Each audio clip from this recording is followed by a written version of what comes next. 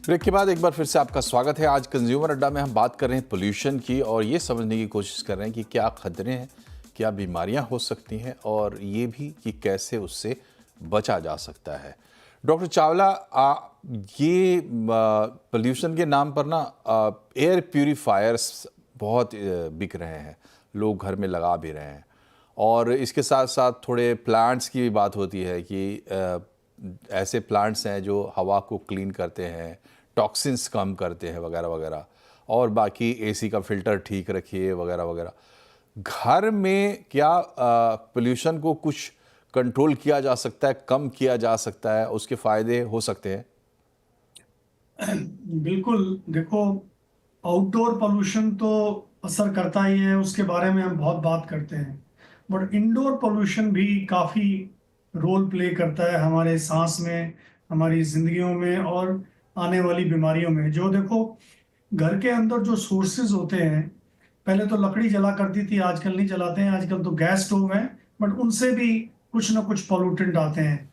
अगर आपके घर में लीकेज है या टूटा हुआ है, वहां से रेडॉन जैसी गैसेस निकलती हैं जो काफ़ी ख़राब होती हैं। जैसे पाइप लीक कर रहे हैं या कहीं से टूटा हुआ है घर, वहां से जो ये रेडॉन तरह की गैसेस होती हैं, ये बिल्डिंग में निकलती हैं। अगर इसके अलावा कोई आदमी स्मोक करता है, वो भी उसमें ऐड करता है। बाकी हम घर में जो चीज़ें यूज़ करते हैं, जैसे कि बहुत परफ्यूम्स यूज करते हैं, या कई बार आपने देखा होगा जब ड्राई क्लीन से कपड़े लेके आते हो उसमें भी स्मेल आती है, वो भी ऐड ऑन करता है।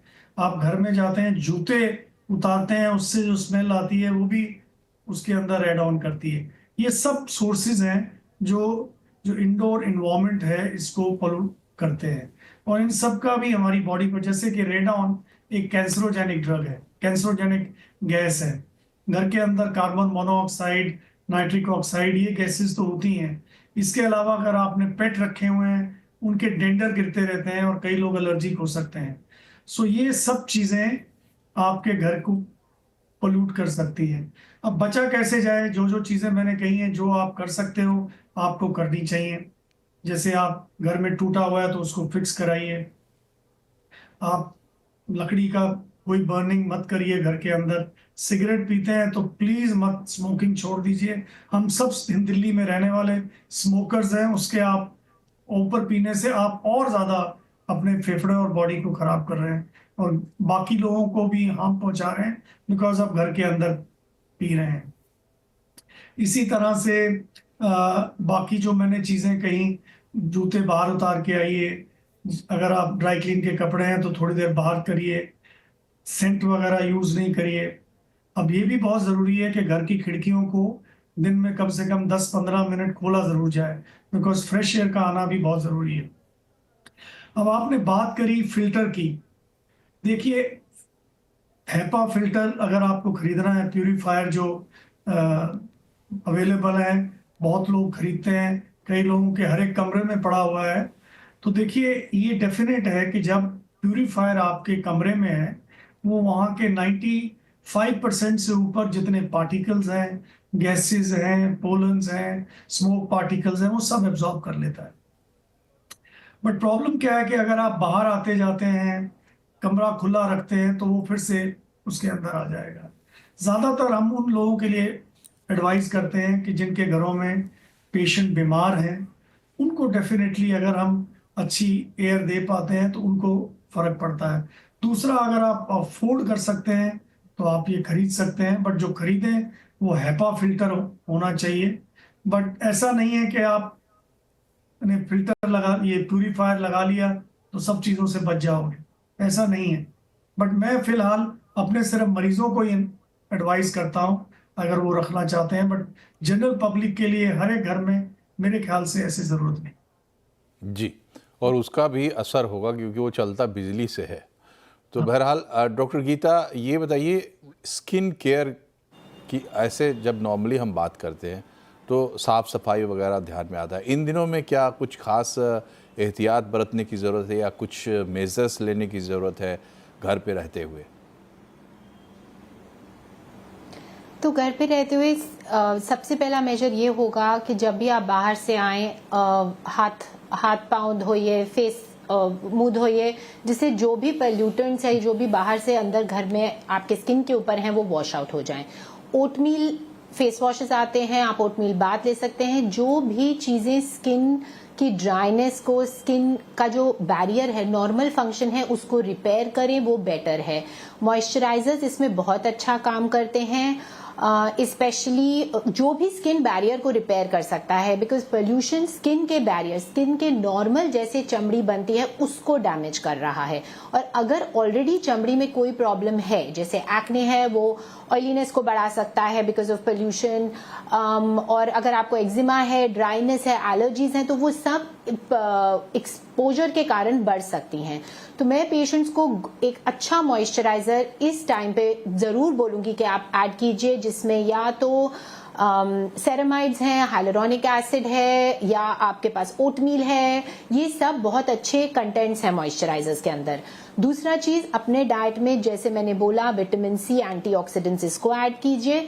और तीसरा, जितना ज्यादा हो सके कुछ ऑयल्स यूज कर सकते हैं, जैसे कोल्ड प्रेस कोकोनट ऑयल हो गया, घर में सबके पास है, नहाने से 1 घंटा पहले बालों में लगा सकते हैं। बाल अगर ड्राई हैं तो कुछ रिवर्स कंडीशनिंग की बात करते हैं, जिसमें पहले कंडीशनर 2 घंटे लगाइए। जितना ज्यादा हो सके आपके जो शैम्पूज हैं वो SLS फ्री रखिए और माइल्ड रखिए। हाथों और पैरों पे आप ऑयल या ऑलिव ऑयल या कोकोनट ऑयल का यूज कर सकते हैं। बेसिकली जितना ज्यादा हो सके स्किन को हाइड्रेटेड रखिए जी। This would be the best advice. जी डॉक्टर नीतिका, आपसे एक दो ऐसे सजेशंस चाहिए। देखिए, आयुर्वेद जहाँ से आयुर्वेद का ओरिजिन है वहाँ तो पोल्यूशन की बात नहीं होगी। तब हमारे फोर फादर्स ने सोचा नहीं होगा कि हम इतना आतंक मचाएंगे इस धरती पर।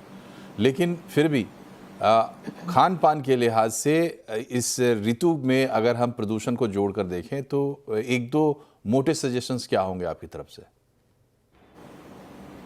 देखिए, आचार्यों ने उस समय प्रदूषण नहीं देखा था, बट एक टर्म आई है जनपदोध्वंस। ऐसी कोई भी बीमारी जब एक जनपद, बहुत large number of people they are getting affected with it, तो कोविड भी ऐसा ही था। और पोल्यूशन को भी, कोई भी ऐसा डिजीज जब आता है तो हम उसे आयुर्वेद की नजर से न्यू डिजीज को भी हम एनालाइज करते हैं। तो again I come back to the dinacharya and ritucharya के अकॉर्डिंग और दिनचर्या के अकॉर्डिंग अभ्यंग आयुर्वेद का एक इंटेग्रल पार्ट है, जहां पर हमें बताया गया है कि इस समय पे हमें ऑयलिंग करनी है, बॉडी को ऑयलिंग करनी है। बॉडी के जितने भी ऑरिफिसेस हैं वहां पर ऑयलिंग बताई गई है।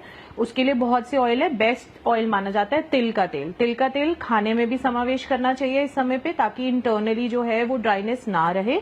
उसके बाद आई वॉशेस बताए गए हैं। त्रिफला बेस्ड आई वॉश घर पे बनाया जा सकता है पानी में, जिससे कि आईज की ड्राइनेस खत्म होती है। उसके बाद धूपन मैंने आपको बताया कि वो एयर को टेक केयर करेगा, कि एयर में जितना भी माइक्रोब्स है उसको टेक केयर करेगा।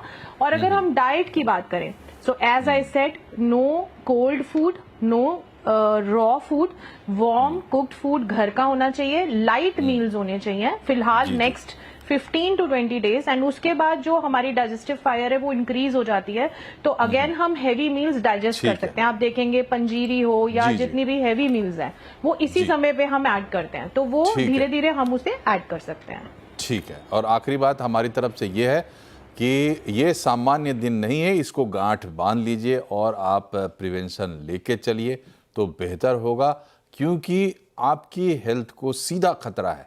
फिलहाल इसका ध्यान रखिए, और जब ये पोल्यूशन निकल जाए तो याद रखिए कि इसको कम कैसे करना है, कैसे अथॉरिटीज़ पे प्रेशर बनाना है, पॉलिसी मेकिंग पे प्रेशर बनाना है कि इस प्रॉब्लम को एड्रेस किया जाए। नहीं तो अगले साल तो फिर हम चर्चा करेंगे ही। आप तीनों का बहुत बहुत धन्यवाद इस कार्यक्रम में जुड़ने के लिए। फिलहाल इतना ही। नमस्कार।